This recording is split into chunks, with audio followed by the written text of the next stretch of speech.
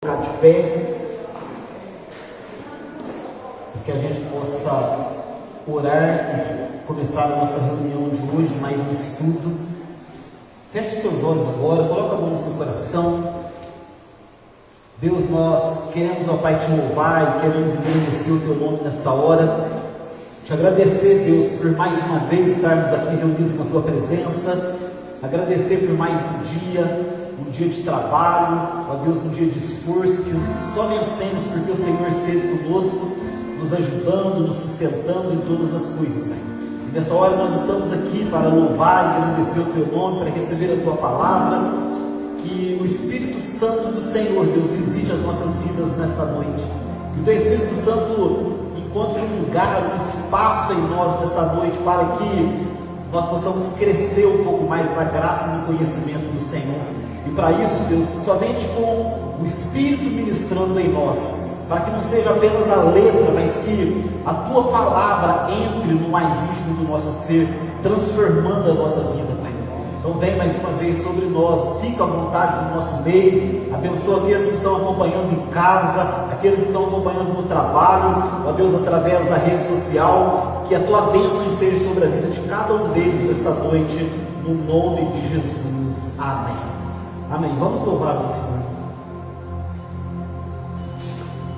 Aleluia. Paz do Senhor, meus irmãos. Vocês estão bem? Vocês estão felizes? Amém. Aleluia. Sempre gosto de trazer a frase do Emerson. Meus irmãos, privilégio de mais uma vez estarmos aqui para louvar o Senhor, para agradecer o seu nome. E que privilégio mais uma vez estarmos de pé, apesar de todas as adversidades, assim como o pastor já começou ministrando aqui. Apesar de todas as coisas, Deus nos trouxe até aqui. E para nós é um privilégio poder ouvir aquilo que Ele tem para nos ensinar, poder ouvir aquilo que Ele tem para ministrar aos nossos corações nessa noite. Meus irmãos, esse louvor que nós vamos cantar hoje, esse hino que nós vamos cantar hoje, fala um pouquinho da nossa conversão, de o quanto nós éramos cegos, o quanto nós éramos perdidos, e o quanto Deus nos amou e o quanto Deus nos ama. Que em nenhum momento Ele desistiu de nós, apesar de a gente não querer enxergar, não querer ouvir. Ele entregou o seu Filho na cruz. Jesus morreu, derramou todo o seu sangue para morrer, para salvar a minha vida e a sua vida, mesmo não sendo merecedores, mesmo nós, meros pecadores, Ele morreu por nós naquela cruz. Amém. Obrigado, Senhor. Vamos louvar a Deus.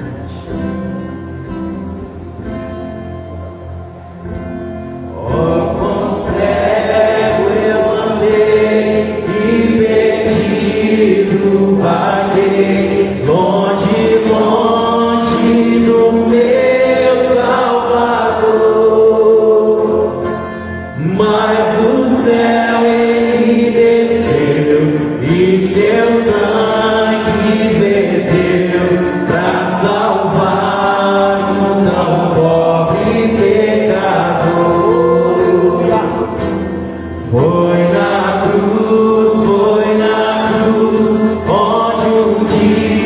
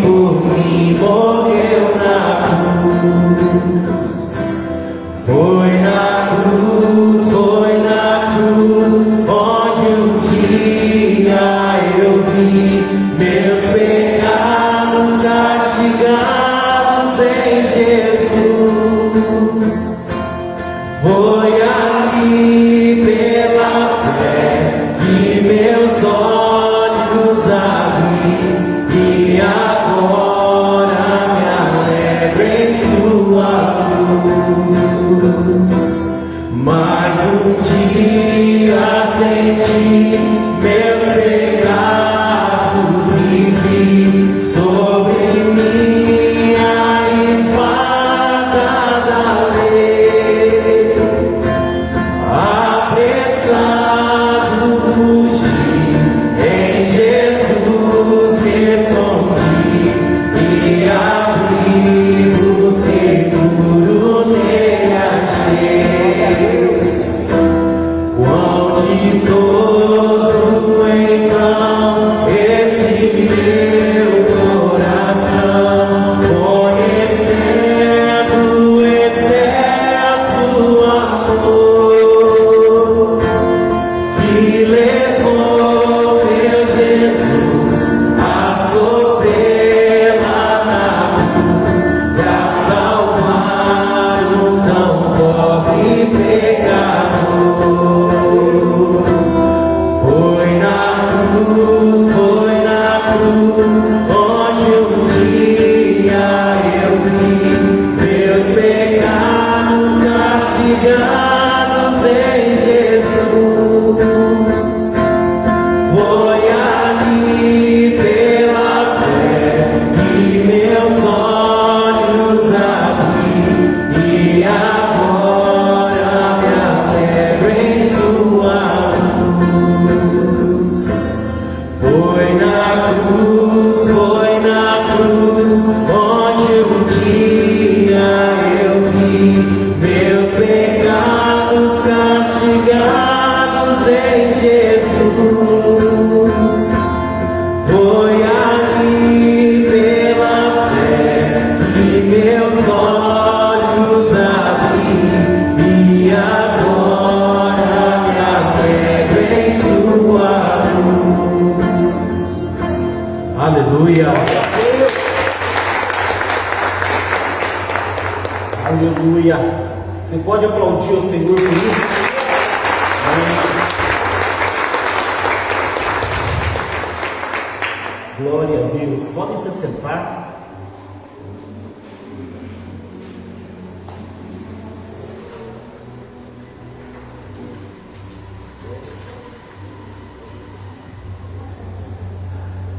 Acho que a gente vai precisar fechar esse lado de cá, ó, porque senão vai ficar martelando esse som na nossa cabeça.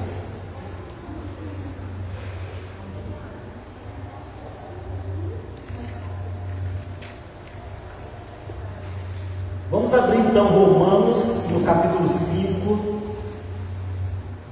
Romanos no capítulo 5, para mais uma etapa, né, da nossa viagem a esse universo tão maravilhoso de Romanos. Amém? Quem tem crescido? Amém. Tem sido algo precioso para nós, não? Conhecimento da palavra. Capítulo 5, hoje nós vamos ler do 15 ao 21. Versículo 15 ao 21. Então, na semana passada foi ao 12, ao 14, e hoje nós vamos a partir do 15. Diz assim: contudo, não há comparação entre o dom gratuito e a transgressão, pois se muito morreram por causa da desobediência de um só, muito mais a graça de Deus e o dom pela graça de um só homem, Jesus Cristo, transbordou para muitos. Por isso, não se pode comparar a graça de Deus com a consequência do pecado de um só homem, porquanto o julgamento derivou de uma só ofensa, que resultou em condenação, mas o dom gratuito veio de muitas ofensas e trouxe a justificação, pois pela transgressão de um só homem a morte reinou por meio desse. Muito mais agora os que receberam da transbordante provisão da graça e do dom da justiça reinarão em vida por intermédio de um único homem, Jesus Cristo. Portanto, assim como uma só transgressão determinou a condenação de todos os seres humanos, assim igualmente um só ato de justiça resultou na justificação que traz vida a todos os homens. Sendo assim, como por meio da desobediência de um só homem, muitos se tornaram pecadores, assim também, por intermédio da obediência de um único homem, muitos serão feitos justos. A lei foi instituída para que a transgressão fosse ressaltada, mas onde abundou o pecado, superabundou a graça, para que, assim como o pecado reinou na morte, assim também reine a graça pela justiça, para dar vida eterna por intermédio de Jesus Cristo, nosso Senhor. Vamos orar mais uma vez? Deus, revela a sua palavra ao nosso coração nessa noite, que o Espírito Santo do Senhor possa ter liberdade para ir com essa palavra mais profunda da nossa alma, e que o nosso coração nesta noite seja alcançado pelo Senhor, em nome de Jesus. Amém. Então, Paulo, ele ainda tentando explicar o tema da justificação pela fé aos romanos. É bom sempre a gente lembrar que Paulo, ele está escrevendo aos romanos, e ele sabia os questionamentos que ele iria encontrar ao abordar esse tema da justificação pela fé, porque o judeu, ele acreditava na salvação pelo cumprimento da lei.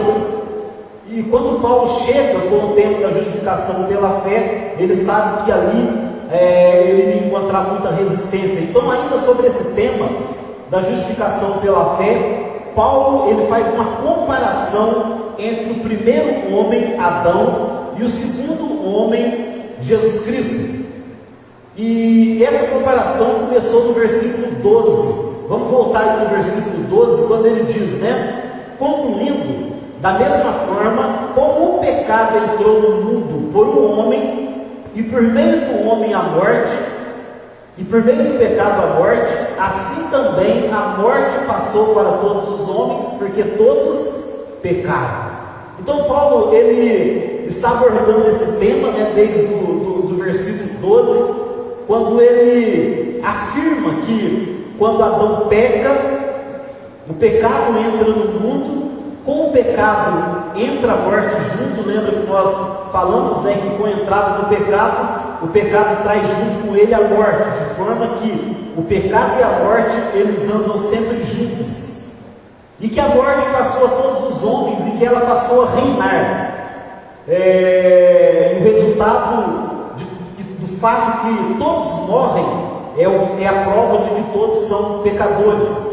Então, o que Paulo está baseando esse relato dele, trazendo Adão e Cristo, e fazendo essa relação e essa comparação entre os dois?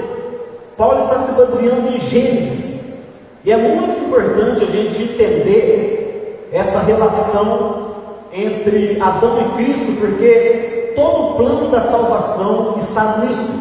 É impossível uma pessoa entender o plano da salvação sabendo apenas da história de Cristo. Para que haja um entendimento completo do plano da salvação, é necessário entender também a história de Adão, porque o pecado e a morte entrou no mundo por causa de Adão. Nós somos pecadores e morremos por causa de Adão.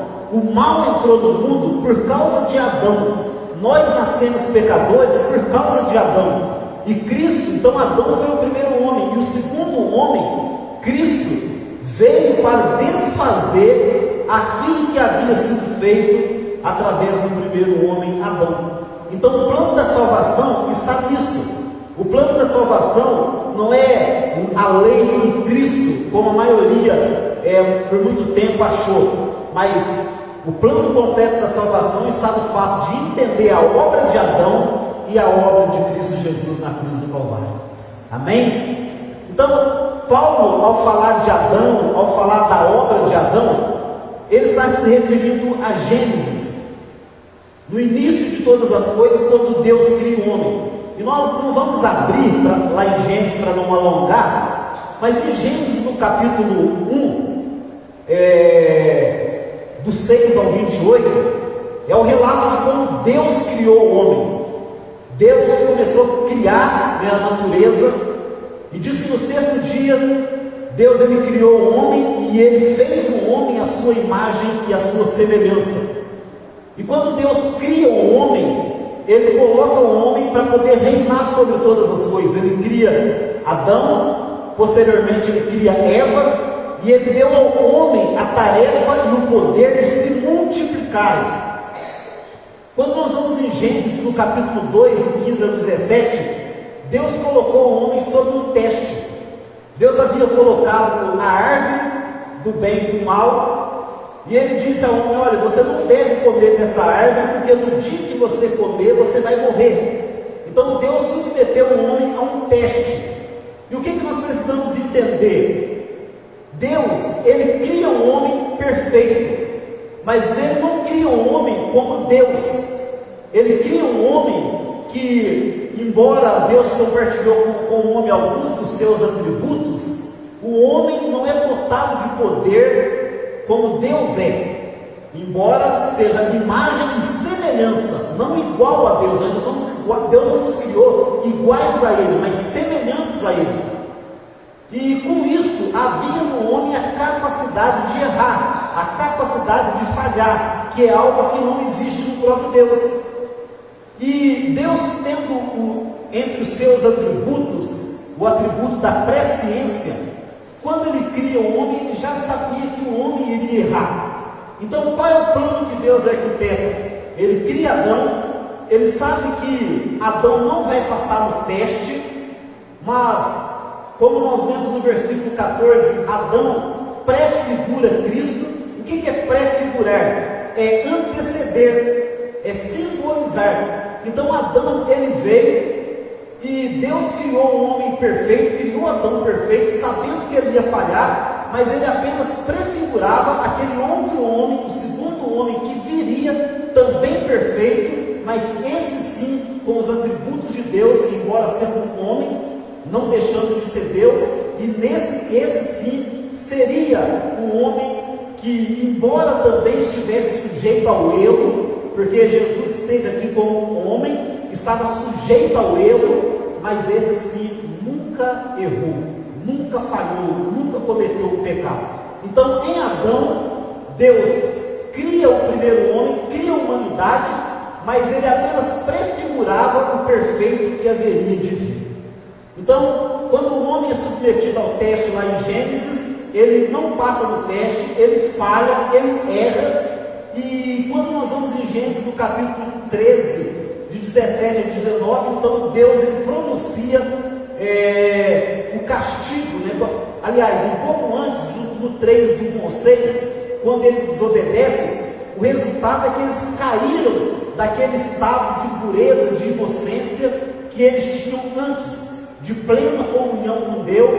Então eles caem, e é justamente isso que Paulo está relatando no versículo 12 que nós iniciamos, quando ele começou a falar de Adão, falando que Adão, por meio de Adão, o pecado entrou no mundo, e com o pecado a morte. É justamente esse relato que está em Gênesis, de que Adão desobedece e ele cai daquele estado de graça do qual ele vivia antes. E aí sim, no versículo do capítulo 3, 17 e 19 de Gênesis, está o relato da queda do homem, né, que como castigo, Deus pronuncia uma sentença sobre Adão e sobre todos os seus descendentes. Essa sentença está sobre mim e está sobre você, porque atingiu toda a descendência de Adão esse castigo dado por Deus. Então ele disse ao homem: olha, você voltará ao pó. Como Deus castiga o homem, você é pó e voltará ao pó. Deus disse para o homem: com o suor do seu rosto você vai comer todos os dias, né, porque não era necessário, né, essa labuta nossa aí do dia a dia. O próprio Deus iria nos sustentar, o próprio Deus era o sustento do homem, né, porque Deus colocou o homem ali no jardim. E então Deus fala: com o suor do teu rosto você vai viver, vai trabalhar, que a terra iria produzir espinhos, que maldita era a terra por causa de Adão. E no capítulo 8 de Romanos, Paulo ainda vai falar que toda a natureza geme por causa do pecado. Então, nós vemos que nós fomos atingidos, seres humanos, a criação toda de Deus foi atingida, e isso inclui os animais e a própria natureza. Então nós vemos que com o decorrer do tempo, com o passar do tempo, quanto mais nós vamos aproximando para o cumprimento de todas as coisas, o homem vai se degradando. Cada dia mais o homem vai se degradando. Cada dia mais a moral do homem vai se corrompendo. Cada dia o homem ele se corrompe mais. E é verdade isso também em relação à natureza. Quanto mais o tempo vai passando, mais a natureza vai se corrompendo. E isso é bíblico também. A natureza vai se corrompendo. A maluquice do tempo que nós estamos vivendo hoje, e aí a gente reclama do calor, e se chove muito a gente reclama da chuva, mas a verdade é que tudo está descompensado e vai piorar. E as coisas vão piorar quando nós vamos em Apocalipse, quando nós vamos em Mateus 24, 25, quando nós vamos em Daniel 12, nós vemos que as coisas vão piorar, porque tudo está se cumprindo. Então é importante para nós entender, o homem está em constante degradação, não há dúvida quanto a isso, né? Nós podemos ver isso, e inclusive dentro da igreja nós podemos ver isso, cada dia mais escândalos, o povo cada vez mais frio, cada vez mais distante de Deus, ainda que estejam dentro da igreja, os bons costumes cristãos sendo totalmente corrompidos, como eu falei na quarta-feira passada, falei no domingo, né? Os bons costumes cristãos, os princípios bíblicos estão cada vez mais corrompidos, e a natureza também, cada dia mais, ela vai se degradando como resultado da sentença que Deus colocou sobre o homem com a entrada do pecado. Então aqui no capítulo 5, a partir do versículo 15, Paulo vai explicar que Deus nos justifica da mesma forma pela qual nós nos tornamos pecadores. Então como foi que nós nos tornamos pecadores? Por que nós viemos a esse mundo já pecadores? Porque Adão pecou, o nosso pai pecou, né? Aquele que é o cabeça da nossa raça, ele pecou, e com consequência, como resultado do pecado dele, nós também somos pecadores, nós já nascemos pecadores por causa do pecado de Adão. Então o que Paulo está explicando aqui é que Deus, ele resolve o problema da forma como que o problema começou. Então, como nós nos tornamos pecadores? Através de um homem, do primeiro Adão, né, do primeiro homem chamado Adão, o primeiro Adão, que pecou. E como é que nós somos salvos e justificados? Através de um segundo homem, chamado por Paulo, o segundo Adão, Jesus Cristo. Então, da mesma forma que o pecado entrou no mundo e com ele a morte, a justificação e a salvação e a vida também alcançou o mundo através de um homem só, Jesus Cristo, nosso Salvador. Por isso é tão maravilhoso cantar esse cântico que nós cantamos, né? E a minha oração é que nós possamos cantar cântico como esse com mais paixão. Com mais paixão. Por isso, né? Deus colocou no nosso coração, né? Eu com o Ida, a gente trabalhar esse tema do primeiro amor, tanto no aniversário da igreja, quanto no acampamento.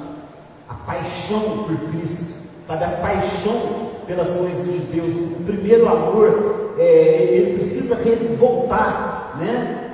As nossas vidas, a paixão da salvação, por saber dessa verdade maravilhosa, né? E quando nós sabemos, aquilo queima o nosso coração, né? O apaixonado, ele é como um bobo, né? Já viu um homem apaixonado, uma mulher apaixonada, fica bobo, né? E assim que nós éramos, né? Quando a gente apaixonou por Cristo, a gente ficou bobo, né? A gente só queria falar de Cristo, e a gente queria fazer tudo para Cristo, e a gente, todo mundo que a gente via, a gente queria trazer para Cristo, e a gente cantava qualquer canto que chorava, qualquer pregação a gente chorava, qualquer coisa que falava para a gente chorava, né? É a paixão, a gente ficou bobo por causa da paixão, aquela paixão que estava em nós, e havia aquele fervor de quem está apaixonado, né? Olha, eu lembro, né? E a Inês está lá assistindo. A Inês, quando nós começamos a namorar, aquela paixão, ela saía do serviço dela, ela tinha 1 hora de almoço, e ela subia, ela almoçava correndo, subia um morro lá em Alfenas, no Morrão São Paulo, não sei quantos conhecem, para poder ir me ver na hora do almoço. Olha o esforço que ela fazia, entendeu? Mas por que aquele esforço? Era paixão. Não sei se é faria hoje, né? Mas é aquela coisa boba de paixão. Entende? Aquela coisa boa de paixão. Eu quero, para Cristo, nós vamos para o monte, eu quero ir. Nós vamos evangelizar em tal lugar, eu quero ir. Vai ter que ir de bicicleta, não sei onde eu vou. Sabe, é aquela coisa de primeiro amor, de paixão, né, que precisa ser resgatado. Isso, né, é claro que o principal disso é em relação a Cristo, em relação ao Evangelho, mas vamos trabalhar isso também em relação ao casamento, sabe, em relação aos irmãos, né, a paixão que nós temos pelos irmãos. Quando você chega na igreja, é aquela paixão, você está tão apaixonado por Cristo, que você apaixona pelos irmãos também, e aí você olha e parece que ninguém tem defeito. Né? Parece que ninguém tem defeito, mas aí vai passando o tempo, é um casamento, né? Aí não vê defeito na pessoa que você ama, por causa daquela paixão, mas aí se a paixão passa, os defeitos aparecem, entendeu? Então nós precisamos recuperar isso em relação a Cristo, em relação ao casamento, em relação aos irmãos, essa paixão do primeiro amor. Então Paulo, ele aqui diz, né, Deus resolve o problema da mesma forma como o problema começou, através de um homem. E agora, nesses versículos que nós lemos, Paulo faz um contraste sobre o que cada um desses homens fizeram e o resultado que isso trouxe para nós, porque é muito importante a gente entender. Nós não estamos aqui conhecendo a história de Adão e Cristo, nós estamos aqui conhecendo a nossa história. Porque o que aconteceu no Éden e o que aconteceu na cruz do Calvário afeta diretamente a mim e a você. A história de Adão e a sua história, a história de Cristo é a sua história, a nossa história. Então nós precisamos ter entendimento e conhecimento a respeito disso, porque isso envolve a nossa vida. Então no versículo 14, como eu já disse, né, Paulo, ele disse que Adão prefigurava Cristo, porque Adão é o cabeça da humanidade e Cristo é o cabeça da igreja. Que é importante a gente entender isso. Adão é o cabeça de toda a humanidade, mas Cristo, ele não é o cabeça de toda a humanidade. Cristo, ele é o cabeça de uma nova humanidade. Cristo, ele é o cabeça daqueles que vieram a crer nele, que vierem a crer nele e se tornam igreja. Então Adão, ele é o cabeça de toda a humanidade, de sorte que toda a humanidade foi contaminada pelo pecado. Mas a justificação e a graça, ela não vem sobre toda a humanidade, ela vem sobre aqueles que creem em Cristo. Amém? Isso é importante ficar claro para nós. Também eles vão simbolizar a porta de entrada e de saída de dois mundos distintos. Então, Adão simboliza a nossa porta de entrada para esse mundo. Como que nós chegamos a esse mundo? Já pecadores, já culpados e já condenados. E em Adão há também uma porta de saída, porque em Adão, quando nós sairmos desse mundo, o que nos aguarda é a condenação eterna. Então Adão, ele é a porta de entrada. Nós chegamos aqui culpados, chegamos aqui já condenados, e se não sairmos desse estado, a porta de saída é a condenação eterna, a concretização da perdição eterna. Mas Cristo, ele é a porta de entrada para um novo homem, um novo mundo, né? Quando nós encontramos com Cristo, cremos em Cristo, nós somos justificados e a partir desse momento nós passamos a viver uma nova vida, como está em 2 Coríntios 5,17, aquele que está em Cristo, nova criatura é, as coisas velhas já se passaram e eis que tudo se fez novo. E em Cristo, a porta de saída desse mundo, quando sairmos desse mundo, o nosso destino é a salvação eterna, a vida eterna com Deus nos céus. Então isso nos envolve profundamente, porque nós estamos ligados a um desses dois homens, e isso faz toda a diferença. qual é a história que você está ligada hoje? Em Adão ou em Cristo? No primeiro homem ou no segundo homem?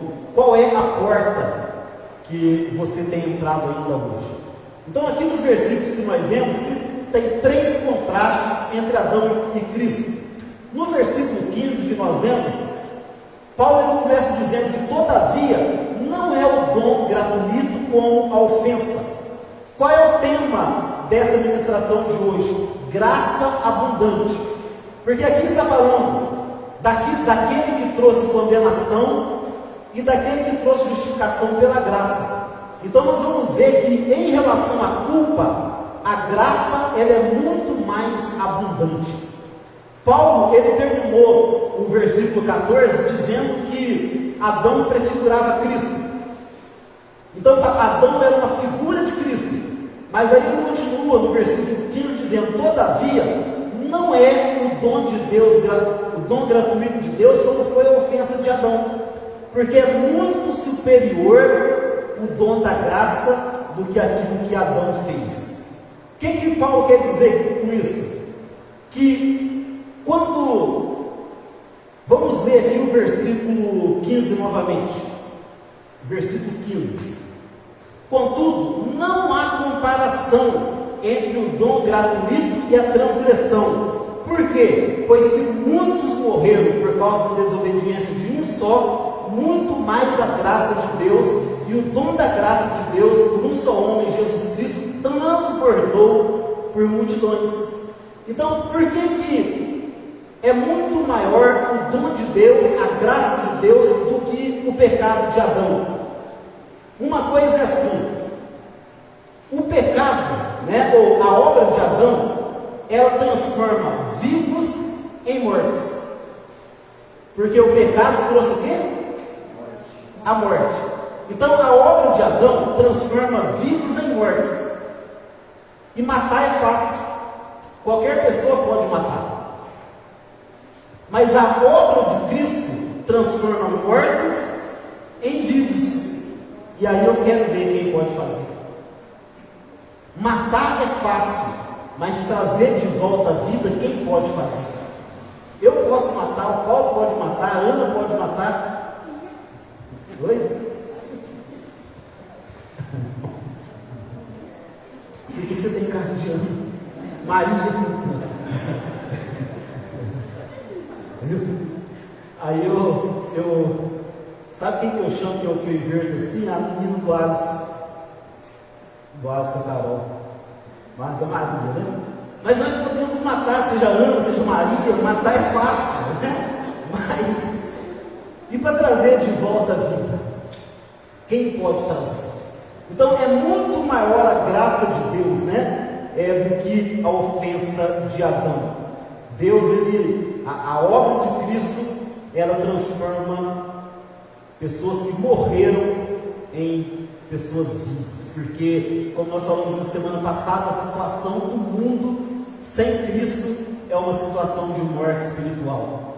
E quando nós encontramos a Cristo, nós encontramos a vida eterna em Cristo Jesus. Amém?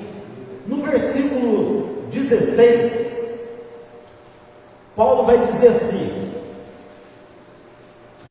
não se pode comparar, olha a repetição dele, não se pode comparar a graça de Deus com as consequências do pecado de um só homem, porque o julgamento veio através de uma ofensa só, que resultou em condenação, mas o dom gratuito veio por muitas ofensas e trouxe justificação. Amém? Olha o que Paulo está falando aqui, como que a graça é mais abundante que a culpa. Como que o homem, o que trouxe condenação ao homem? Como que o homem foi condenado? Através de um pecado, através de uma ofensa. A obra de Adão, a condenação do homem veio através de uma ofensa, um pecado que Adão cometeu e ofendeu a Deus e trouxe morte. Mas é interessante que a obra de Jesus Cristo, ela não cobre só um pecado, só o pecado de Adão, mas ela cobre uma multidão de pecados de multidões que que viveram em todos os tempos. Então olha como que isso é tremendo. Por um homem entrou o pecado no mundo, com ele a condenação, e por um ato de pecado. Qual foi o pecado que Adão e Eva cometeram? Eles desobedeceram a Deus ali no Éden, e isso foi o suficiente para que eles se corrompessem, para que o pecado entrasse no mundo e que trouxesse condenação a toda a descendência de Adão. Mas a obra de Cristo ali na cruz do Calvário foi muito mais abundante do que a ofensa de Adão, porque ela não cobre apenas uma ofensa, mas a minha ofensa e a sua ofensa também. Nós viemos ao mundo condenados por causa de um pecado, mas a graça de Cristo, a graça de Deus transborda sobre todas as pessoas e sobre muitos pecados, porque todos pecaram, e a graça de Cristo alcança todo aquele que nele crê. E isso é maravilhoso, porque poderia precisar haver um tipo de graça para cada pecado e para cada pecador, mas a graça de Cristo, de uma vez por todas, ali na cruz do Calvário, foi suficiente para apagar e para perdoar todos os pecados, todas as ofensas que nós fizemos contra Deus. As religiões, elas têm as suas formas, como nós estudamos no começo, de apaziguar os seus deuses, porque como nós vimos, todo homem é consciente da ira de Deus, porque a ira de Deus se revela na consciência, no coração do homem. Então todas as religiões, certas ou erradas, elas tentam apaziguar o seu Deus, ser aceito por o seu Deus. Então você vai ali, cada religião tem um ritual que você precisa cumprir. Qual foi o tipo de pecado, até mesmo da igreja católica, era assim, você ia lá se confessar, e de acordo com aquilo que você confessava, você recebia, o que é que você tinha que fazer, assim, o que está mais crescido na companhia, o que você tinha que fazer. Você vai rezar tantos Pai Nosso, você vai fazer, você ficar de joelho aqui, ali, Então, para cada tipo de pecado, você tem uma sentença que você paga, uma penitência, encontrei a palavra, uma penitência, que você paga para poder receber o perdão ou receber a justiça. E na cruz do Calvário, de uma vez por todas, um ato de justiça, a graça de Deus veio para perdoar todo tipo de pecado de uma vez por todas. Então, por causa de uma ofensa, o pecado entrou no mundo e todos foram condenados. Mas a graça de Deus é derramada sobre muitas ofensas. No versículo 17 agora, Paulo faz outra comparação. Pois, se pelo pecado de um só homem a morte reinou por meio desse, muito mais os que recebem a transbordante provisão da graça e do dom da justiça reinarão em vida por intermédio de um único homem, Jesus Cristo. O que Paulo está trazendo aqui é o seguinte: pelo pecado de Adão, a morte entrou e a morte reinou sobre todos os homens. Nós falamos na semana passada em que sentido a morte reinou? Ela reinou no sentido de que ela é implacável e ninguém pode fugir dela. A morte, ninguém pode com ela alcança todos, ela reinou sobre todos. E como que ela reinou? Através do pecado de um homem. Por que a morte entrou e começou a reinar sobre todas as pessoas? Por causa de um pecado de um homem. Mas a graça de Deus, ela é tão abundante que ela não só anula a morte, mas ela nos faz reinar em vida e por toda a eternidade.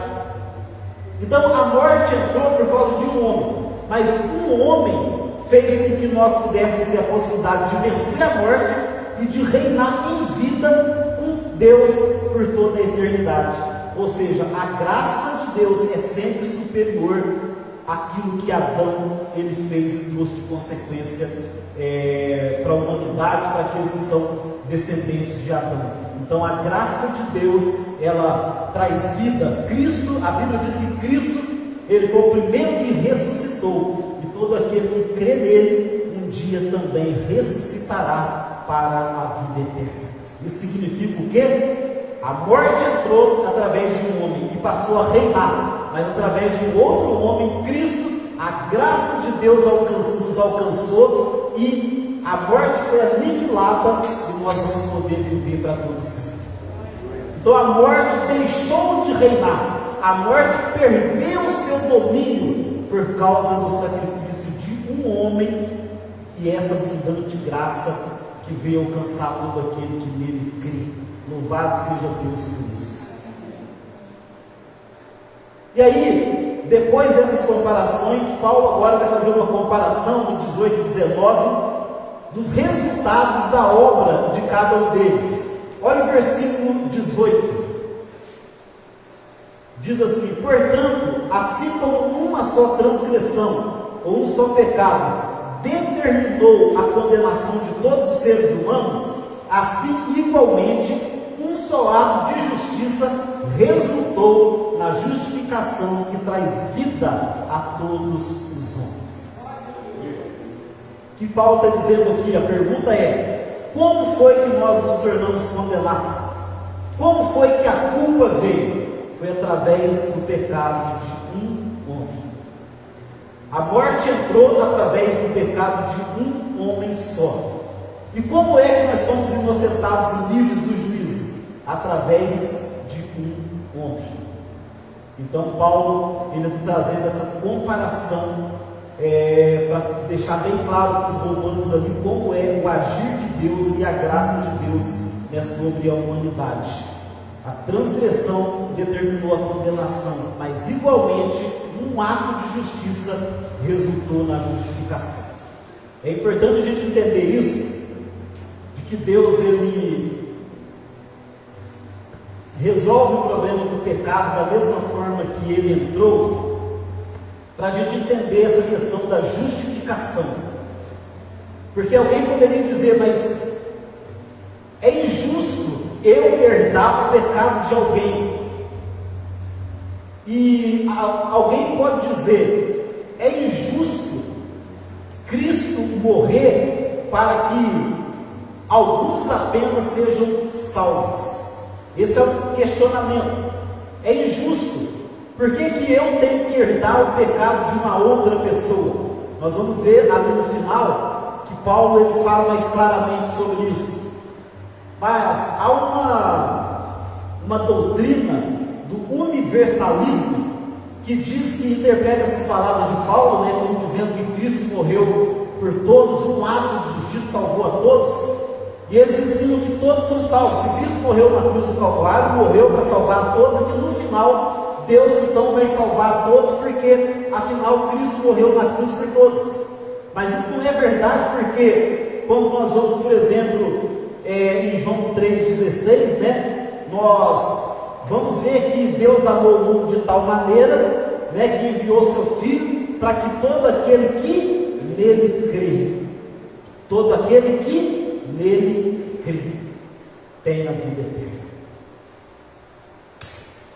No versículo 19, ele ainda falando sobre esse tema, fazendo uma outra comparação. Sendo assim, como por meio da desobediência de um só homem, muitos se tornaram pecadores, assim também, por intermédio da obediência de um único homem, muitos serão feitos justos. E aí ele vai terminar concluindo no versículo 20 e 21. Porque Paulo, olha, vamos ler primeiro o versículo 20, que diz assim: a lei foi instituída para que a transgressão fosse ressaltada, mas onde abundou o pecado, superabundou a graça. Agora olha que coisa interessante. Paulo está falando de quais personagens aqui que nós estamos estudando? Adão e Cristo. Ele não está falando de Moisés, ele não está falando do povo de Israel. O que tem a ver a lei? Por que ele traz agora a lei? Porque Paulo imagina o seguinte: alguém pode perguntar, porque os judeus acreditavam que seriam salvos pelo cumprimento da lei. E alguém então poderia perguntar para Paulo: mas nós cumprimos a lei e agora você está vindo com essa conversa de que a justificação ela é pela fé. Então por que a lei? O que nós fazemos então com a lei? Qual o motivo da lei? Bom, vê como que Paulo gosta de explicar, né? Porque ele já tinha falado sobre isso. Nós já estudamos sobre isso no capítulo 4, que ele falou que a lei veio para que o pecado ficasse evidente. Por que eu sei que é errado matar? Porque está escrito na lei: não matarás. Por que eu sei que é errado adulterar? Porque está escrito na lei: não adulterarás.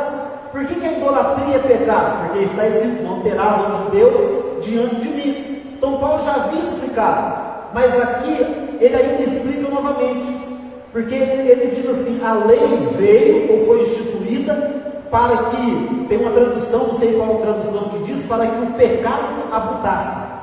Tem alguém que tem essa tradução? A lei foi instituída para que o pecado abundasse, mas onde abundou o pecado, superabundou a graça. A tua está esse? Está vendo? Então, por que a lei? Paulo fala aqui novamente. Está escrito na lei: amar a Deus sobre todas as coisas, não ter outro Deus diante de mim, é honrar pai e mãe, não matar, não roubar, não adulterar, não dizer falso testemunho contra o seu próximo, e por aí vai, não cobiçar as coisas do teu próximo. Então a lei, Deus ele colocou a lei, e ele trouxe a lei quando o pecado já existia, e o homem tinha consciência do pecado, mas agora Deus colocou tudo no papel, ou melhor, nas tábuas, e ele colocou a lei ali para que o pecado abundasse. O pecado é abundante porque nós conhecemos a lei. Por que o pecado é tão evidente? Por causa do conhecimento da lei, né? Está escrito, faça isso, não faça aquilo outro. Então, conhecendo o que é certo e errado, conhecendo os mandamentos de Deus, o pecado ele fica evidente e o pecado é abundante. Às vezes nós interpretamos esse versículo, né, como uma pessoa que é muito pecadora e aí a graça vem sobre ela. Então, onde abundou o pecado, superabundou a graça. Mas o que está falando aqui é a quantidade de pecado que os homens cometem, que as pessoas cometem, como que a lei deixa claro que o pecado é abundante. Por exemplo, alguém poderia dizer: mas como que pode o pecado de um homem eu ser condenado por causa do pecado de uma outra pessoa? Então o que Paulo está dizendo aqui? Ok, vamos tirar Adão. Vamos supor que você viesse a esse mundo inocente. Você não herdou o pecado de Adão, já que o problema é esse. Tira o pecado de Adão e coloca só você na história. Não tendo o pecado de Adão, você chegou nesse mundo inocente, justo. Ok, agora vamos lá. Vamos ler os 10 mandamentos. Aí Paulo começa lá: não terás outro Deus de mim, amarás teu próximo a ti mesmo, não tem outros deuses diante de mim, honra pai e mãe, santifica um dia de descanso na tua vida, que mais? Não cobiça as coisas do teu próximo, não mata, não roube, não furte, não deseja aquilo que o próximo tem, não levanta acusação ou falso testemunho contra o teu próximo, e por aí vai. Aí Paulo diz: levanta a mão quem já cometeu alguma dessas coisas, né? Por exemplo, nós aqui, alguma vez na sua vida você já infringiu um desses 10 mandamentos? Eu já. Quem já? Ok? Então tirou o pecado de Adão, você continua inocente? Não, você continua culpado. Você continua, se Deus te condenar, e se Deus me condenar, Ele vai estar agindo de uma forma justa, mesmo não tendo o pecado de Adão. Então, por que nós não temos nenhuma desculpa, nada que possa nos justificar a não ser o sacrifício de Cristo? Porque nós pecamos. A morte diz, nós vemos no versículo 12, né, como o pecado entrou a morte, e a morte passou a todos os homens, porque todos pecaram. Todos pecaram. Não é apenas Adão pecou e como consequência disso eu estou condenado. Não, a questão é que eu também pequei, por isso a morte veio sobre mim e por isso eu mereço a justa condenação de Deus. Então Paulo está explicando aqui, olha, a lei, ela existe, né? A lei existe para que o pecado fosse abundante. Nós vemos aí um pecado abundante. Eu errei, eu transgredi a lei, mas aí o que Deus faz com o sacrifício de Cristo na cruz do Calvário? Onde abundou esse pecado abundante, né? Onde esse pecado veio, superabundou a graça de Deus. Ou seja, não há pecado que a graça não possa alcançar. Não há nenhum tipo de pecador que a graça não possa alcançar. Não há nenhum tipo de pecado, de falta, de transgressão que Deus não possa alcançar através da sua graça. E isso é maravilhoso. Muitas vezes, né, nós vemos relatos daqueles piores bandidos, estupradores, assassinos, né, esquartejadores, né, pessoas assim, de um sangue frio, né, porque não vou dizer pessoas ruins, né, porque nós já aprendemos que nós somos ruins, todos nós somos ruins, mas eu acho que uma pessoa para esquartejar alguém, né, tem que ter um sangue frio, né. Eu fico imaginando, né, tem coragem nem de agora imagina esquartejar uma pessoa, né? Mas aí nós vemos relatos que essas pessoas se converteram, e aí muitas pessoas ficam revoltadas com isso, né? Mas como que pode? E a pessoa fez isso, fez aquilo outro, e fez, como que pode agora querer se converter? Onde abundou o pecado, superabundou a graça de Deus. Mas olha quanto pecado, começa a ler as 600 leis de Moisés, e nós vamos ver o tanto que nós somos ruins, o quanto nós somos pecadores. É muito pecado, gente. Nós pecamos todos os dias por pensamentos, por ações, por palavras, por pensamentos, e que às vezes, principalmente os pecados que nós cometemos em pensamentos, né, ou por sentimentos, às vezes ninguém sabe, mas Deus sabe todas as coisas. Então é muito pecado, é muita transgressão. Mas onde abundou o pecado, superabundou a graça de Deus.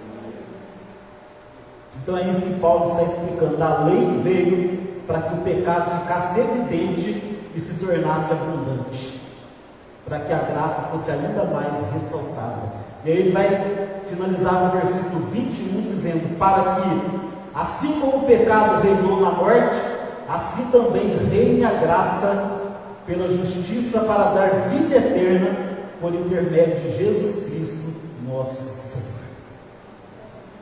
Glória a Deus por isso.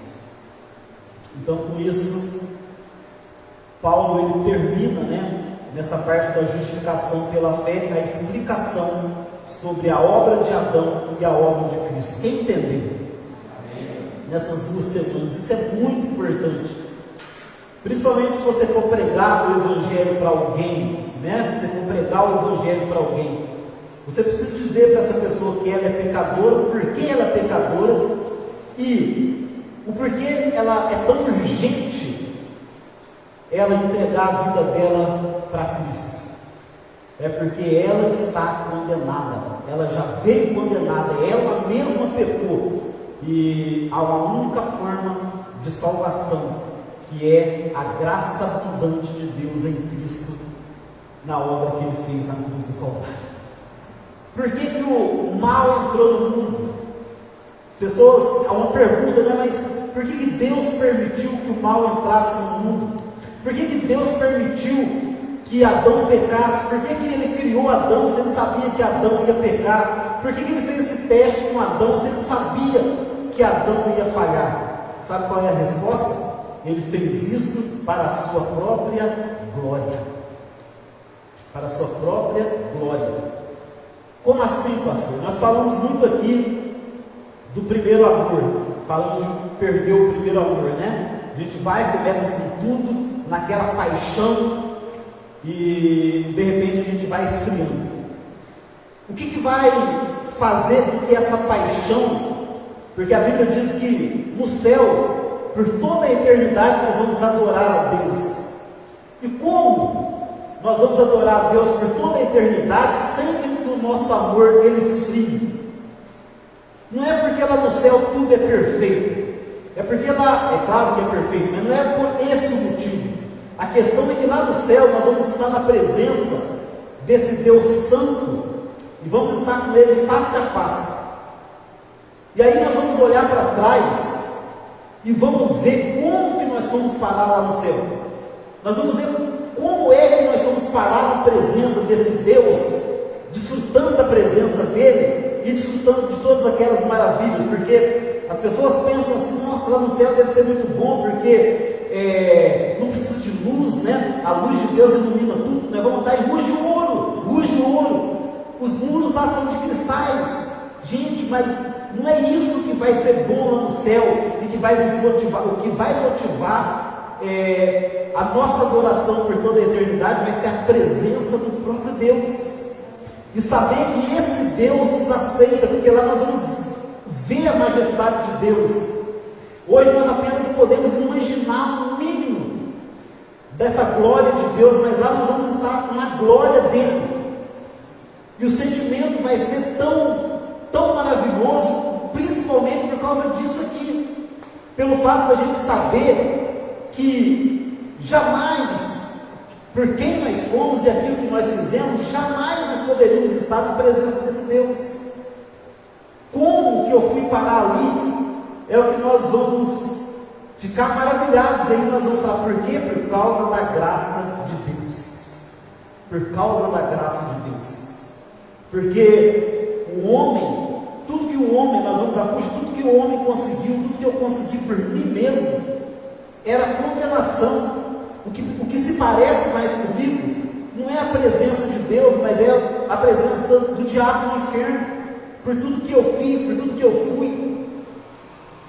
Mas a graça de Deus foi tão grande, tão abundante, que me fez vir parar neste lugar, na presença desse Deus. E isso vai nos levar a glorificar Deus para todo o sempre. A gente olhar para trás e ver o quanto nós fomos pecadores, e Deus permitiu a gente pecar. Deus permitiu o mal entrar. Deus permitiu o homem ir adiante no seu erro, para que lá no futuro a glória dele fosse demonstrada. Deus, sendo um Deus presciente, Ele, quando cria o homem perfeito, e Ele sabendo que o homem ia pecar, Ele poderia evitar isso. Deus poderia fazer com que o homem ele fosse dotado de um sistema que o impossibilitasse de falhar, que o impossibilitasse de pecar. Mas Deus permitiu que o homem fosse adiante naquilo que ele decidiu fazer.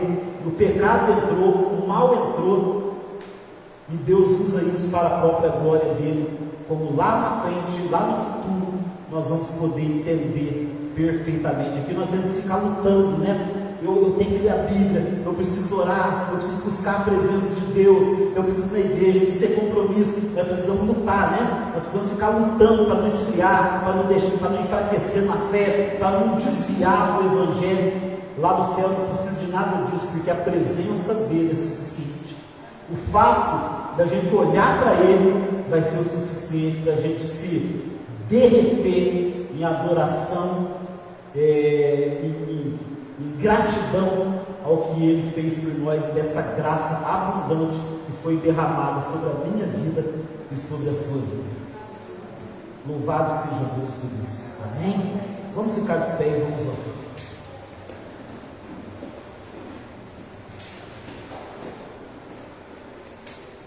A partir da semana que vem, então, nós entramos no capítulo 6, que é um capítulo tremendo também, e nós vamos falar sobre como nós somos libertos do poder do pecado.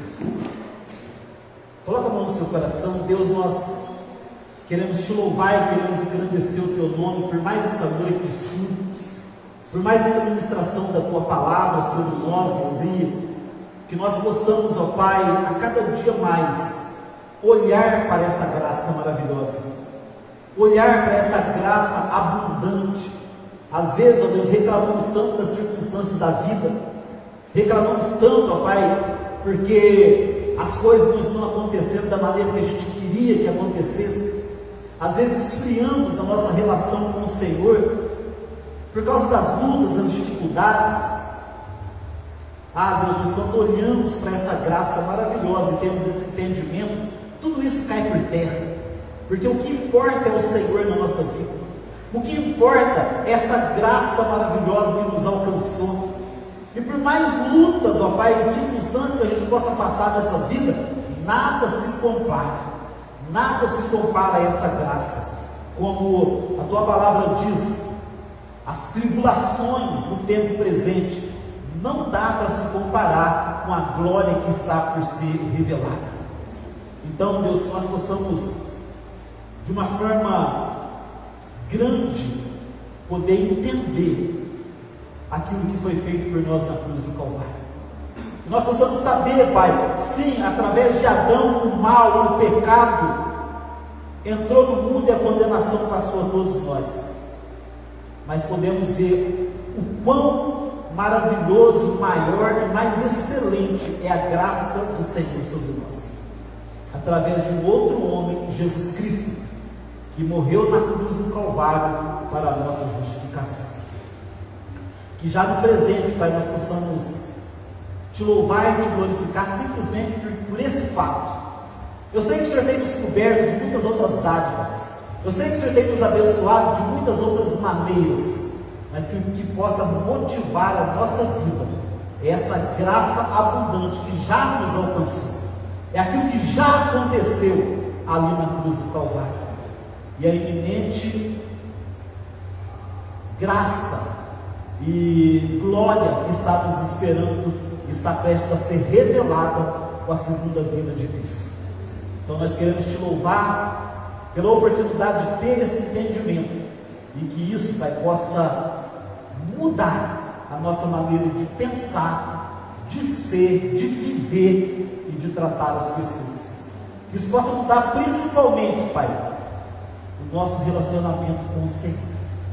Oramos por isso, Pai. Te louvamos por todas as coisas, no poder do nome de Jesus. Amém. Amém. Cumprimente seu irmão com a paz, Senhor, e que Deus te abençoe.